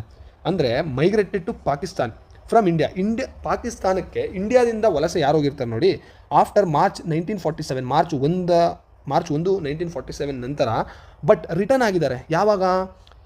He had been resident for India 6 months preceding the date of application. Date ಕೊಟ್ಟಿಲ್ಲ, ಬಟ್ ಅವರು ವಾಪಸ್ ಬಂದಿದ್ದಾರೆ. ವಲಸೆ ಹೋಗಿದ್ದವರು ವಾಪಸ್ ಬಂದು ರಿಜಿಸ್ಟ್ರೇಷನ್ನು ಅಂದರೆ ರಿಜಿಸ್ಟರ್ ಮಾಡ್ಕೊಳ್ಳೋಕ್ಕೂ 6 ಮಂತ್ಸ್ ಮುಂಚೆಯಿಂದ ಅವರು ವಾಸ ಮಾಡೋಕ್ಕೆ ಶುರು ಮಾಡಿದ್ದಾರೆ ನೋಡಿ, ಅವ್ರಿಗೂ ಸಿಟಿಸನ್ಶಿಪ್ ಕೊಡುತ್ತೆ.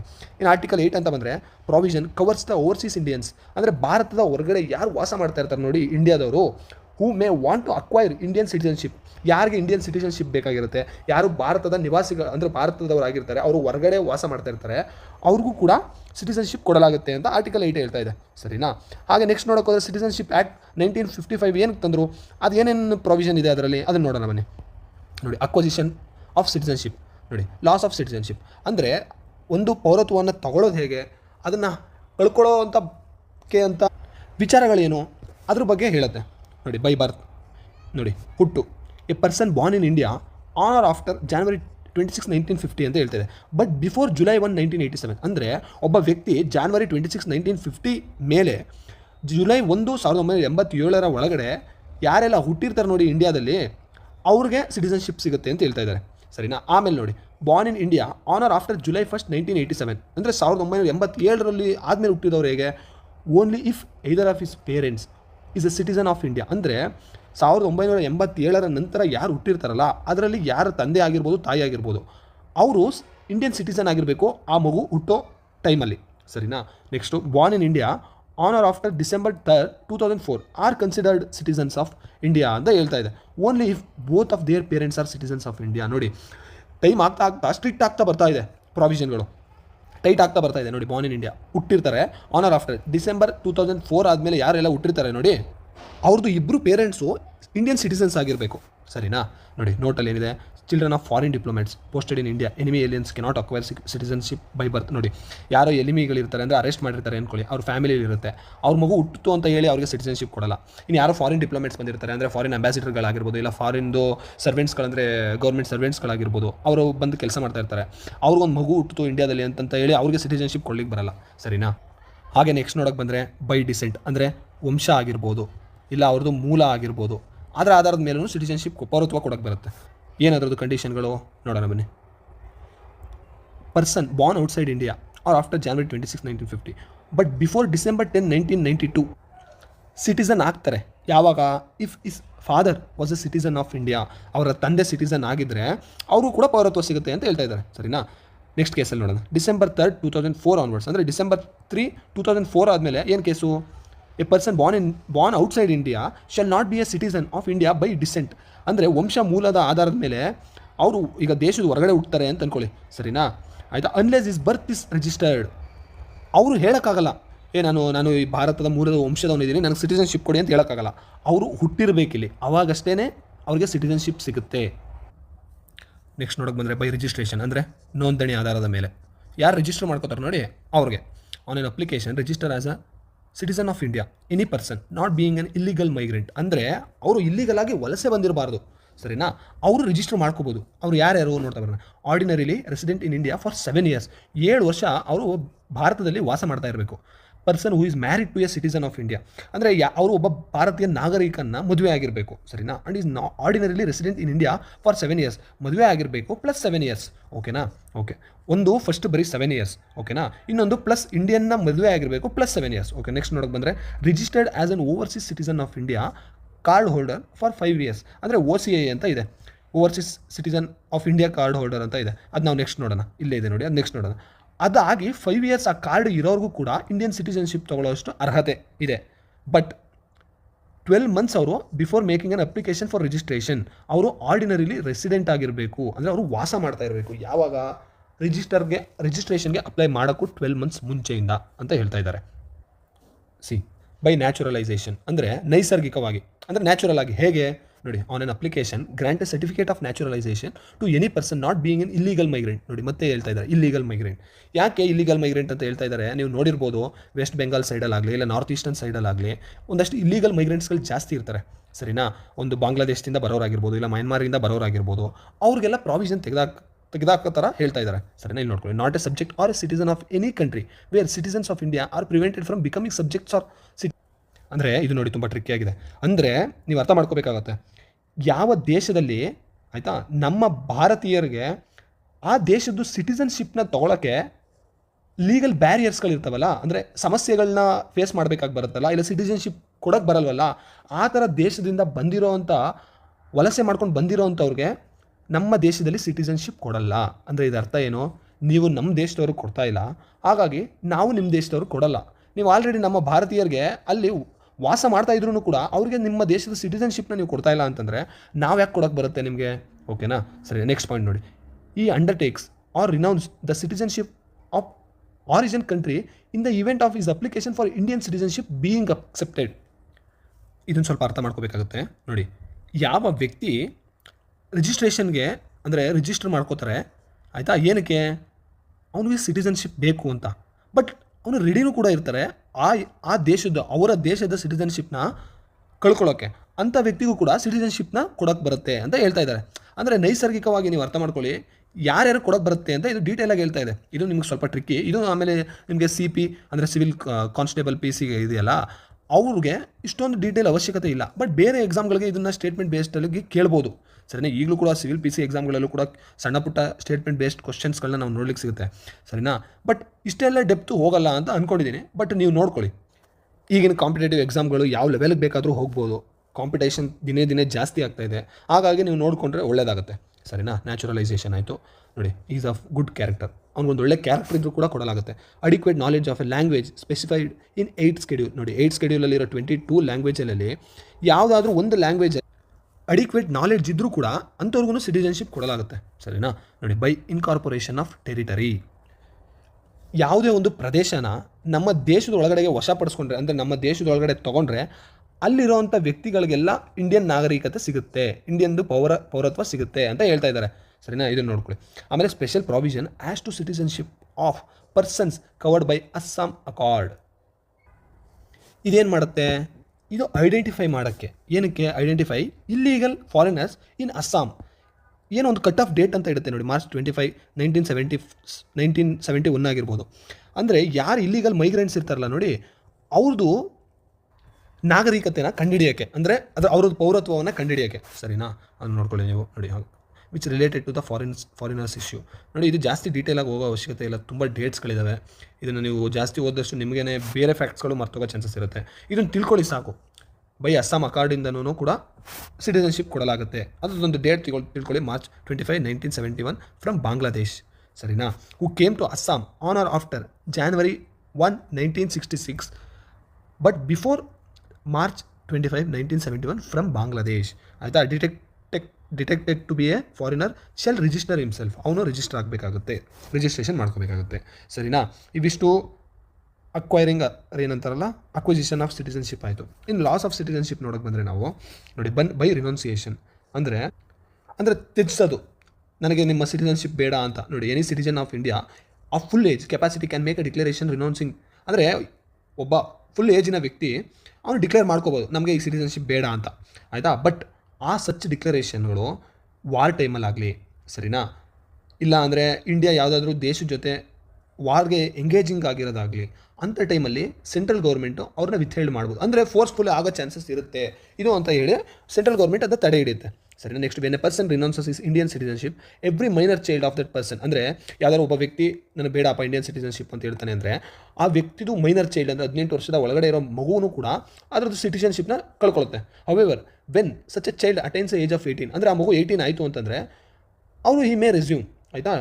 ಅವ್ರು ಮತ್ತೆ ಪಡ್ಕೋಬೋದು, ಸರಿನಾ? ಬೈ ಟರ್ಮಿನೇಷನ್ ಅಂದರೆ ಮುಗ್ದೋಗೋದು, ಕಳ್ಕೊಳ್ಳೋದು. ನೋಡಿ, when an Indian citizen voluntarily consciously knowingly without duress, ಆಯಿತಾ, undue influence or compulsion acquires the ಅಂದರೆ ಫಾರಿನ್ ಸಿಟಿಸನ್ಶಿಪ್ ತೊಗೊಂಡ್ರೆ ಅವ್ರಿಗೆ ಆಟೋಮೆಟಿಕ್ಕಾಗಿ ಇಂಡಿಯನ್ ಸಿಟಿಸನ್ಶಿಪ್ ಹೋಗುತ್ತೆ.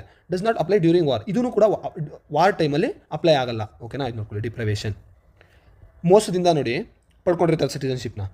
ಅಂಥವ್ರಿಗೂ ಕೂಡ ನೋಡಿ, the citizen has shown disloyalty to the constitution, ಅಂದರೆ ಭಾರತದ ಸಂವಿಧಾನಕ್ಕೆ ಅವರು ಡಿಸ್ಲಾಯಲ್ಟಿನ ತೋರಿಸಿದ್ರೆ, ಲಾಯಲ್ ಆಗಿಲ್ಲ ಅಂತಂದ್ರೂ ಕೂಡ ಅವ್ರು ಕಳ್ಕೊತಾರೆ. Unlawfully traded or communicated with the enemy during war, ನೋಡಿ ವಾರ್ ಟೈಮಲ್ಲಿ ಕಮ್ಯುನಿಕೇಟ್ ಮಾಡೋದಾಗಲಿ ಇಲ್ಲ ಟ್ರೇಡ್ ಮಾಡೋದಾಗಲಿ ಅವ್ರ ಜೊತೆ, ಅಂಥ ಟೈಮಲ್ಲೂ ಕೂಡ ಸಿಟಿಸನ್ಶಿಪ್ ಕಳ್ಕೊತಾರೆ, ಸರಿನಾ. ಹಾಗೆ ಒಬ್ಬ ವ್ಯಕ್ತಿ ಸಿಟಿಸನ್ಶಿಪ್ ತೊಗೊಂಡಿರ್ತಾರೆ, ಸರಿನಾ, ಯಾವಾಗ ನೈಸರ್ಗಿಕವಾಗಿ ಅದು 5 ವರ್ಷದ ಒಳಗಡೆ ವಿತಿನ್ 5 ಇಯರ್ಸು ಅವ್ರನ್ನ ಅರೆಸ್ಟ್ ಮಾಡಲಾಗುತ್ತೆ ಅಂದ್ಕೊಳ್ಳಿ ಯಾವುದೇ ಕಂಟ್ರೀಲಿ ಫಾರ್ 2 ಇಯರ್ಸ್, ಅಂಥವರು ಕೂಡ ನ್ಯಾಚುರಲ್ ಆಗಿ ಸಿಟಿಸನ್ಶಿಪ್ನ ಕಳ್ಕೊಬಿಡ್ತಾರೆ, ಸರಿನಾ. The citizen has been ordinarily resident out of India for 7 years. 7 years is a criteria. ಏನಕ್ಕೆ ಹೇಳ್ತಾ ಇದ್ದೀನಿ ಅಂತಂದರೆ, ಇಲ್ಲಿ ನೋಡಿ, ಯಾವುದೇ ಒಬ್ಬ ವ್ಯಕ್ತಿ 7 ವರ್ಷ ಇದ್ದರೂ ಕೂಡ ಅವ್ನು ಸಿಟಿಸನ್ಶಿಪ್ ಸಿಗುತ್ತೆ. ಅದೇ ಒಬ್ಬ ವ್ಯಕ್ತಿ 7 ವರ್ಷ ಹೊರಗಡೆ ಇದ್ದರೂ, ನಮ್ಮ ದೇಶದಿಂದ ಹೊರಗಡೆ ಇದ್ದರೂ ಕೂಡ ಅವ್ರಿಗೆ ಸಿಟಿಸನ್ಶಿಪ್ ಹೋಗುತ್ತೆ. ಇನ್ನು ನಿಮ್ಗೆ ಗೊತ್ತಾಗುತ್ತೆ. ಓವರ್ಸೀಸ್ ಸಿಟಿಸನ್ಶಿಪ್ ಆಫ್ ಇಂಡಿಯಾ ಅಂದರೆ OCI ಅಂತ ನಾನು ನಿಮ್ಗೆ ಆಲ್ರೆಡಿ ಹೇಳಿದೆ, OCI ಕಾರ್ಡ್ ಹೋಲ್ಡರ್ ಅಂತ ಕರೀತಾರೆ. ಇದೇನು ಒಂದು ಸಪ್ರೇಟ್ ಸಿಟಿಸನ್ಶಿಪ್ ಅಲ್ಲ, ಅಂದರೆ ಇದೇನು ಎರಡನೇ ನಾವು ಆಲ್ರೆಡಿ ಹೇಳ್ದಂಗೆ ನಮ್ಮ ದೇಶ ಇರೋದು ಸಿಂಗಲ್ ಸಿಟಿಸನ್ಶಿಪ್ ದೇಶ, ಆಯಿತಾ, ಒಂದೇ ಪೌರತ್ವ ಕೊಡುವಂಥ ದೇಶ ನಮ್ಮದು, ಸರಿನಾ. ಇದು ಓವರ್ಸೀಸ್ ಸಿಟಿಸನ್ ಅಂತಂದರೆ ದೇಶದ ಹೊರಗಡೆ ಇರೋರಿಗೆ ಅವ್ರಿಗೆ ಅಂತ ಒಂದು ಸ್ಪೆಷಲ್ ಸಿಟಿಸನ್ಶಿಪ್ ಅಂತಲ್ಲ, ನೀವು ಇದು ಅರ್ಥ ಮಾಡ್ಕೋಬೇಕು ನೋಡಿ. ಇಲ್ಲೇನು ಹೇಳ್ತಾ ಇದ್ದಾರೆ, not actually A dual citizenship ಅಲ್ಲ, ಇದು ಬರೀ ಅವ್ರನ್ನ ರೆಕಗ್ನೈಸ್ ಮಾಡಲಿಕ್ಕಷ್ಟೇ, ನಮ್ಮ ದೇಶದವರು ಹೊರಗಡೆ ಇದ್ದಾರೆ ಅನ್ನೋದನ್ನು ರೆಕಗ್ನೈಸ್ ಮಾಡಲಿಕ್ಕಷ್ಟೇ ಇದನ್ನು ನಾವು ಬಳಸೋದು. ನೋಡಿ, ಇದಕ್ಕೆ ಅಂತಲೇ ಒಂದು ಕಮಿಟಿ ಫಾರ್ಮ್ ಮಾಡ್ತಾರೆ, ಇದನ್ನು ಐಡೆಂಟಿಫೈ ಮಾಡಲಿಕ್ಕೆ ಅಂತ, ಕಮಿಟಿ ಆನ್ ಇಂಡಿಯನ್ ಡಯಾಸ್ಪೋರಾ ಅಂತ, ಆಯಿತಾ. ಇದು ಚೇರ್ಮನ್ಶಿಪ್ನ ಬಂದು LM ಸಿಂಘ್ವಿ ಅವರು ಕೊಡ್ತಾರೆ. ಇವ್ರು ರೆಕಮೆಂಡ್ ಮಾಡ್ತಾರೆ for grant of dual citizenship, ಅಂದರೆ 2 ಸಿಟಿಸನ್ಶಿಪ್ನ ಕೊಡಿ ಅನ್ನೋ ಥರ ಇವರು ರೆಕಮೆಂಡ್ ಮಾಡ್ತಾರೆ, ಆಯಿತಾ. ಬಟ್ ಯಾವುದೇ ಡ್ಯುಯಲ್ ಸಿಟಿಸನ್ಶಿಪ್ ಇಲ್ಲ. ಬಟ್ ಇವ್ರಿಗೆ ಅಂದರೆ OCI ಕಾರ್ಡ್ ಹೋಲ್ಡರ್ಸ್ಗಳಿಗೆ ಅವರು ಇಂಡಿಯಾದಲ್ಲಿ ಬಂದು ವಾಸ ಇರ್ಬೋದು, ಕೆಲಸ ಮಾಡ್ಬೋದು, ವರ್ಕ್ ಮಾಡ್ಬೋದು, ಇಲ್ಲ ಒಂದು ಸ್ಟಡಿ ಮಾಡ್ಬೋದು, ಸರಿನಾ, indefinitely without needing A visa. ಅವ್ರಿಗೆ ವೀಸಾ ಅವಶ್ಯಕತೆ ಇಲ್ಲ, ಸರಿನಾ. ಅವ್ರು ಬೇಕಾದರೆ ಎಷ್ಟು ದಿನ ಬೇಕಾದರೂ ಇದ್ದು ಕೆಲಸ ಮಾಡಿ, ಆಯಿತಾ, ಓದ್ಕೊಂಡು ಹೋಗ್ಬೋದು. ಇದು ಅವ್ರನ್ನ ರೆಕಗ್ನೈಸ್ ಮಾಡಿ ನಮ್ಮ ದೇಶದಲ್ಲಿರೋರು ಹೊರಗಡೆ ವಾಸ ಮಾಡ್ತಾ ಇರೋರಿಗೆ ರೆಕಗ್ನೈಸ್ ಮಾಡೋದೊಂದು ರೀತಿ ಅಷ್ಟೇ, ಸರಿನಾ. ಇನ್ನು ಹಾಗೆ ನೋಡೋಕೆ ಬಂದರೆ ಸಿಟಿಸನ್ಶಿಪ್ ಅಮೆಂಡ್ಮೆಂಟ್ ಆಗಿ ರಿಪ್ಲೇಸಸ್ ನೋಮೆನ್ಕ್ಲೇಚರ್ ಆಫ್ ಓವರ್ಸೀಸ್ ಸಿಟಿಸನ್ಸ್. ನೋಡಿ ಇದು ನೋಡಿ, ಸಿಟಿಸನ್ಶಿಪ್ ಆ್ಯಕ್ಟ್ ಇದೆಯಲ್ಲ 2015 ಅದಕ್ಕೆ ಇದ್ರದ್ದು ಅಮೆಂಡ್ಮೆಂಟ್ ಇದೆಯಲ್ಲ 1955 ಆ್ಯಕ್ಟ್ನ ಅಮೆಂಡ್ ಮಾಡಿ ಸಿಟಿಸನ್ಶಿಪ್ ಆ್ಯಕ್ಟ್ 2015 ಇದನ್ನ ಅಮೆಂಡ್ ಮಾಡಿ ರಿಪ್ಲೇಸ್ ಮಾಡ್ತಾರೆ. Overseas citizen of India with overseas citizen of India card holder ಅಂತ. ಅಂದರೆ ಅವ್ರಿಗೆ ಓವರ್ಸೀಸ್ ಸಿಟಿಸನ್ ಆಫ್ ಇಂಡಿಯಾ ಅಂತ ಕರಿತಾ ಇರ್ತಾರೆ ಫಸ್ಟ್ ಮುಂಚೆ, ಅವ್ರನ್ನ just overseas citizen of India card holder ಅಂತ ಹೇಳಿ ಮರುನಾಮಕರಣ ಮಾಡ್ತಾರೆ, ಸರಿನಾ. ಇದು ನೀವು ನೋಡ್ಕೋಬೋದು. ಇನ್ನು ನೋಡಿ, comparing NRI OCI card holder and PIO person with Indian origin ಅಂತ ನೋಡೋಕೆ ಬಂದರೆ ನೋಡಿ, ನಾನ್ ರೆಸಿಡೆಂಟ್ ಇಂಡಿಯನ್ ಅಂತ ಇರ್ತಾರೆ. An Indian citizen who is ordinarily residing outside India holds an Indian passport. ಇವರು ಇಂಡಿಯನ್ ಸಿಟಿಸನ್ ಕೂಡ ಆಗಿರ್ತಾರೆ, ಸರಿನಾ. ಇವ್ರ ಹತ್ರ ಇಂಡಿಯನ್ ಪಾಸ್ಪೋರ್ಟ್ ಕೂಡ ಇರುತ್ತೆ, ಬಟ್ ಇವರು ಇಂಡಿಯಾದಲ್ಲಿ ವಾಸಿಸಲ್ಲ, ಆಯಿತಾ. ಅದೇ ನೀವು ನೋಡೋಕೆ ಹೋದರೆ ನೋಡಿ, ಇಂಡಿಯನ್ ಓವರ್ಸೀಸ್ ಕಾರ್ಡ್ ಹೋಲ್ಡರಲ್ಲಿ ಇವರು ಇಂಡಿಯಾದ ಹೊರಗಡೆ ಇರ್ತಾರೆ, ಬಟ್ ಇವ್ರ ಹತ್ರ ಇಂಡಿಯನ್ದು ಪಾಸ್ಪೋರ್ಟ್ ಇರಲ್ಲ, ಸರಿನಾ. ಇವ್ರಿಗೆ ವೀಸಾ ಸಿಗುತ್ತೆ ಆರಾಮಾಗಿ, ತೊಂದರೆ ಇಲ್ಲ. ಇವರು ಎಷ್ಟು ದಿನ ಬೇಕಾದರೂ ಬಂದು ಇದ್ದು ಕೆಲಸ ಮಾಡಿ ಹೋಗ್ಬೋದು, ಸರಿನಾ. ಇಲ್ಲಿ ನೋಡಿ, ಪರ್ಸನ್ ಆಫ್ ಇಂಡಿಯನ್ ಆರಿಜಿನ್ ಅಂತ ನೋಡೋಕೆ ಬಂದರೆ ನೀವು ನೋಡ್ಕೊಳ್ಳಿ, ನಮ್ಮ ರಿಷಿ ಸುನಾಕ್ ಅಂತ ಇದ್ರು ನೋಡಿ ಅವರು ಪಂಜಾಬಿ ಆಗಿರ್ತಾರೆ, ಆಯಿತಾ. ಬಟ್ ಅವರು ಬೇರೆ ದೇಶದಲ್ಲಿರ್ತಾರೆ, ಆ ದೇಶದ ಪಾಸ್ಪೋರ್ಟ್ ಅವ್ರ ಹತ್ರ ಇರುತ್ತೆ, ಬಟ್ ಅವ್ರದ್ದು ಆ್ಯನ್ಸಿಸ್ಟರ್ಸ್ ಇರ್ತಾರಲ್ಲ ಅವರೆಲ್ಲ ಇಂಡಿಯನ್ ನ್ಯಾಷನಲ್ಸ್ ಆಗಿರ್ತಾರೆ. ಅಂದರೆ ಇಂಡಿಯನ್ ಆರಿಜಿನ್ ಅಂತ ನೋಡೋಕೆ ಬಂದರೆ ನೋಡಿ, ಆರಿಜಿನ್ ಅಂದರೆ ಮೂಲ, ಅವರೊಬ್ಬ ಮೂಲ ಭಾರತೀಯ ಆಗಿರ್ತಾರೆ, ಬಟ್ ಬೇರೆ ದೇಶದಲ್ಲಿರ್ತಾರೆ, ಆಯಿತಾ. ಬಟ್ ಅವ್ರ ಹತ್ರ ಅನದರ್ ಕಂಟ್ರಿ ಸಿಟಿಸನ್ಶಿಪ್ ಇರುತ್ತೆ, ಸರಿನಾ, ನ್ಯಾಷನಾಲಿಟಿ ಇರುತ್ತೆ. ಅವರು ಇಂಡಿಯನ್ ಆಗಿರಲ್ಲ, ಬಟ್ ಇಂಡಿಯನ್ ಮೂಲದವರು ಆಗಿರ್ತಾರೆ, ಸರಿನಾ. ಇದು ನೀವು ನೋಡಬೇಕಾಗುತ್ತೆ. ನಾನು ಆಲ್ರೆಡಿ ಎಕ್ಸಾಂಪಲ್ ಕೊಟ್ಟ ಹಾಗೆ ರಿಷಿ ಸುನಾಕ್ ಅವ್ರು ನೋಡ್ಬೋದು ನೀವು, ಸರಿನಾ. ಪ್ರೈಮ್ ಮಿನಿಸ್ಟರ್ ಆಗಿದ್ದಾರೆ, ಅವರು ಪ್ರೈಮ್ ಮಿನಿಸ್ಟರ್ ಆಗಿದ್ದರು, ಸರಿನಾ. ಇವ್ರಿಗೆ ಏನು ಬೆನಿಫಿಟ್ ಸಿಗುತ್ತೆ ನೋಡಿ, NRIಗೆ ಎಲ್ಲ ಬೆನಿಫಿಟ್ಸು ಸಿಗುತ್ತೆ. ಅದೇ ನೀವು ಇಂಡಿಯನ್ ಆರಿಜಿನ್ ಅವ್ರು ನೋಡೋಕೆ ನೋ ಸ್ಪೆಸಿಫಿಕ್ ಬೆನಿಫಿಟ್ಸ್, ಅವ್ರಿಗೆ ಆ ಥರ ಏನು ಬೆನಿಫಿಟ್ ಸಿಗಲ್ಲ, ಆಯಿತಾ. ವೀಸಾದಲ್ಲಿ ಏನು ಆ್ಯಕ್ಟಿವಿಟಿ ಇರುತ್ತೆ ನೋಡಿ, ಅದನ್ನು ಅವರು ಮಾಡ್ಕೊಂಡು ಹೋಗ್ಬೋದು, ಸರಿನಾ. ಬಟ್ ಇವ್ರಿಗೆ ಗೌರ್ಮೆಂಟಿಗೆ ಏನೇನು ಇಶ್ಯೂ ಮಾಡುತ್ತೆ ನೋಡಿ ಸರ್ ನೋಟಿಫಿಕೇಷನಲ್ಲಿ, ಅದು ಎಲ್ಲ ಥರ ಬೆನಿಫಿಟ್ಸ್ಗಳು ಇವ್ರಿಗಿರುತ್ತೆ, ಸರಿನಾ. ಇನ್ನು ಇವ್ರಿಗೆ ವೀಸಾ ಅವಶ್ಯಕತೆ ಇರಲ್ಲ, ಸರಿನಾ. ಇನ್ನು ನೋಡೋಕೆ ಬಂದರೆ ಇವ್ರಿಗೆ ಆಲ್ರೆಡಿ ನಾವು ಹೇಳ್ದಂಗೆ OCI ಕಾರ್ಡ್ ಹೋಲ್ಡರ್ಗೆ ಮಲ್ಟಿಪಲ್ ಲೈಫ್ ಲಾಂಗ್ ವೀಸಾ ಇರುತ್ತೆ, ಸರಿನಾ. ಅವ್ರಿಗೆ ಎನಿ ಪರ್ಪಸ್ಗೆ ನಮ್ಮ ದೇಶಕ್ಕೆ ಬರ್ಬೋದು, ಸರಿನಾ. ಬಟ್ ಅವ್ರಿಗೆ ಯಾವುದೇ ರಿಸರ್ಚ್ ವರ್ಕ್ ಮಾಡಬೇಕು ಅಂತಂದರೆ ಅವ್ರಿಗೆ ಒಂದು ಸ್ಪೆಷಲ್ ಪರ್ಮಿಷನ್ ಬೇಕಾಗಿರುತ್ತೆ ಫ್ರಮ್ ಇಂಡಿಯಾಯಿಂದ. ಇನ್ನು ಆ್ಯಕ್ಟಿವಿಟೀಸ್ ನೋಡೋಕೆ ಬಂದರೆ ಈಸ್ ಅನ್ ಇಂಡಿಯನ್ ಸಿಟಿಸನ್, ನಾವು ಆಲ್ರೆಡಿ ಹೇಳಿದಾಗೆ ಅವರು ಇಂಡಿಯನ್ ಸಿಟಿಸನ್, ಅವರು ಇಂಡಿಯಾ ಪೌರತ್ವ ಹೊಂದಿರ್ತಾರೆ. ಇನ್ನು ನೋಡೋಕೆ ಬಂದರೆ ಇನ್ನು ಇಂಡಿಯನ್ ಆರಿಜಿನ್ ಪರ್ಸನ್ಗೆ ನೋಡೋಕೆ ಬಂದರೆ ನಾವು ನೋಡಿ, ಅವರು 7 ವರ್ಷ ಇಲ್ಲಿ ವಾಸ ಮಾಡಬೇಕಾಗುತ್ತೆ ಅಪ್ಲಿಕೇಶನ್ ಹಾಕೋಕ್ಕೆ ಮುಂಚೆ. ಹಾಗೆ OCI ಕಾರ್ಡ್ ಹೋಲ್ಡರ್ನ ನೋಡೋಕೆ ಬಂದರೆ ನಾವು ಅವ್ರಿಗೆ ಅವ್ರಿಗೆ ಸಮಾನತೆ ಇರುತ್ತೆ NRIಗಳ ಜೊತೆ, ಸರಿನಾ. Except in matters relating to the acquisition of agricultural and plantation properties. ಅಂದರೆ ಯಾವುದೇ ವ್ಯವಸಾಯದ ಭೂಮಿ ಆಗಲಿ ಇಲ್ಲ ಪ್ಲಾಂಟೇಷನ್ ಮಾಡುವಂಥ ಭೂಮಿ ಆಗಲಿ ಅಲ್ಲಿಗೆ ಅವ್ರು ಅಕ್ವೈರ್ ಮಾಡೋಕ್ಕಾಗಲ್ಲ, ಸರಿನಾ. ಅವ್ರಿಗೆ ಅದಕ್ಕೆ ಅಧಿಕಾರ ಇರಲ್ಲ, ಅವ್ರು ತೊಗೊಳಕ್ಕಾಗಲ್ಲ, ಸರಿನಾ. Treated at par with non resident Indians in the matter of inter country adoption of Indian children. ಮತ್ತು NRIಗಳ ಜೊತೆ ಸಮಾನ ಅಧಿಕಾರ ಇರುತ್ತೆ. ಏನಕ್ಕೆ? Inter country adoption of Indian children. ಭಾರತದ ಮಕ್ಕಳನ್ನ ದತ್ತು ತಗೊಳ್ಳೋಕ್ಕೆ ಅವ್ರಿಗೆ NRIಗಳಿಗೆ ಎಷ್ಟು ಪವರ್ ಇದೆಯೋ ಇವ್ರಿಗೂ ಅಷ್ಟೇ ಪವರ್ ಕೊಡಲಾಗುತ್ತೆ. Treated at par with resident Indian nationals in the matter of tariffs in air fares in domestic sectors in India. ಅಂದರೆ ಫ್ಲೈಟಲ್ಲಿ ಓಡಾಡೋ ರೈಟ್ಗಳಿರ್ತಾವಲ್ಲ, ಸರಿನಾ, ಅದು ಸೇಮ್ ಆಗಿರುತ್ತೆ. ಯಾರ ಜೊತೆ? ನಮ್ಮ ಭಾರತೀಯ ನಾಗರಿಕರ ಜೊತೆ ಇವ್ರಿಗೂ ಸೇಮ್ ವ್ಯಾಲ್ಯೂ ಇರುತ್ತೆ, ಪ್ರೈಸ್ ಸೇಮ್ ಆಗಿರುತ್ತೆ. ಇವ್ರಿಗೆ ಅಂತ ಏನು ಸ್ಪೆಷಲ್ ಚಾರ್ಜಸ್ಗಳು ಇರಲ್ಲ ಭಾರತದ ಒಳಗಡೆ ಓಡಾಡೋಕ್ಕೆ, ಸರಿ, ಇನ್ ಡೊಮೆಸ್ಟಿಕ್ ಸೆಕ್ಟರ್ಸ್ ಇನ್ ಇಂಡಿಯಾ. ಅಲ್ಲಿಗೆ ಈ ಚಾಪ್ಟರ್ ಜೊತೆ ನಮ್ಮ ಇವತ್ತಿನ ಕ್ಲಾಸ್ ಕೂಡ ಮುಗಿಯುತ್ತೆ, ಸರಿನಾ. ಇವತ್ತಿನ ಕ್ಲಾಸಲ್ಲಿ ನಾವು ಏನೇನು ಕವರ್ ಮಾಡೋದು ಅಂತಂದರೆ, ಸೇಲಿಯಂಟ್ ಫೀಚರ್ಸ್ ಆಗಿರಲಿ, ಪ್ರಿಯಾಂಬಲ್ ಆಗಿರಲಿ, ಯೂನಿಯನ್ ಆ್ಯಂಡ್ ಟೆರಿಟರೀಸ್ ಆಗಿರಲಿ, ಸಿಟಿಸನ್ಶಿಪ್ ಇರಲಿ, ಇವೆಲ್ಲನೂ ನಾವು ಡಿಸ್ಕಸ್ ಮಾಡಿದ್ದೀವಿ ಇವತ್ತು, ಸರಿನಾ. ಲಾಸ್ಟ್ ಕ್ಲಾಸಲ್ಲೂ ಕೂಡ ಒಂದಷ್ಟು ಟಾಪಿಕ್ಗಳನ್ನ ಡಿಸ್ಕಸ್ ಮಾಡಿದ್ದೀವಿ. ಇನ್ನು 2 to 3 ಕ್ಲಾಸಲ್ಲಿ ನಮಗೆ ಎಂಟೈರ್ ಪಾಲಿಟಿ ಕವರ್ ಮಾಡ್ತೀವಿ, ಸರಿನಾ. ನಿಮಗೆ ಈ ಕ್ಲಾಸ್ದು PDF ಬೇಕಾಗಿದ್ದರೆ ಎಲ್ಲರೂ ಕಮೆಂಟ್ ಸೆಕ್ಷನಲ್ಲಿ PDF ಅಂತ ಹೇಳಿ ಕಮೆಂಟ್ ಮಾಡಬೇಕಾಗಿ ಬರುತ್ತೆ, ಸರಿನಾ. ನಮ್ಮ ಟೆಲಿಗ್ರಾಮ್ ಚಾನಲ್ದು ಲಿಂಕ್ನ ನಾನು ಡಿಸ್ಕ್ರಿಪ್ಷನಲ್ಲಿ ಮೆನ್ಷನ್ ಮಾಡಿರ್ತೀನಿ. ನೀವು ಅಲ್ಲಿಗೆ ಹೋಗಿ ಜಾಯ್ನ್ ಆಗಿ ಅಲ್ಲಿಂದ ನೀವು ನೋಟ್ಸ್ನ ಡೌನ್ಲೋಡ್ ಮಾಡ್ಕೋಬೇಕಾಗುತ್ತೆ. ಫೈನಲಿ ನಾನು ನಿಮ್ಮೆಲ್ಲರಿಗೂ ಹೇಳೋದೇನಂತಂದರೆ, ಎಕ್ಸಾಮ್ ತುಂಬ ಕ್ಲೋಸ್ ಬೈ ಇದೆ.